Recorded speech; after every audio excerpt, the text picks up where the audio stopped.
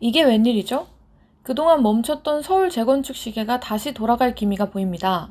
현 정부에서 재건축은 집값 상승의 불씨로 꼽혔죠. 개발 기대감이 크기 때문에 엄청난 이익을 안겨주는 황금알을 낳는 거위였거든요.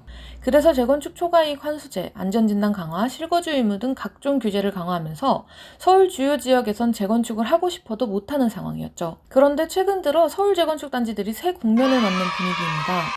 강남구가 압구정동과 대치동 10개 재건축 아파트에 대한 주거 환경 조사를 시작했거든요. 그 유명한 음마 아파트, 압구정 현대 아파트, 미성 아파트, 한양 아파트 등을 대상으로요. 이게 왜? 라고 생각하실 수도 있는데요. 강남구가 재건축 아파트에 대해 주거 환경 조사를 한 건 이번이 처음이라는 점에서 의미가 남달라 보입니다. 강남구 압구정동과 청담동은 지난 2016년 압구정 아파트 지구 단위 계획으로 묶이면서 재건축에 속도를 내는가 했지만 아직도 서울시의 지구 단위 계획안이 수립되지 않아 5년 가까이 제자리 걸음입니다. 그러다 올해 2월 압구정 4구역, 5구역이 실거주 의무 강화 등 규제를 피하기 위해 서둘러 조합 설립 인가를 받으면서 다시 기대감이 나오기 시작했고요. 여기에 강남구청까지 가세해 재건축 단지에 대해 이례적으로 주거 환경 조사를 시작하자 이 결과를 토대로 재건축 추진이 앞당겨지는 게 아니냐는 얘기가 나옵니다. 멈췄던 재건축 시계가 다시 돌아간다면 집값도 다시 출렁일 것으로 보이는데요. 한국부동산원에 따르면 3월 셋째 주 서울 아파트 매매가격 변동률은 0.06%로 전주보다 상승폭이 줄어들며 안정세를 보이고 있는데요.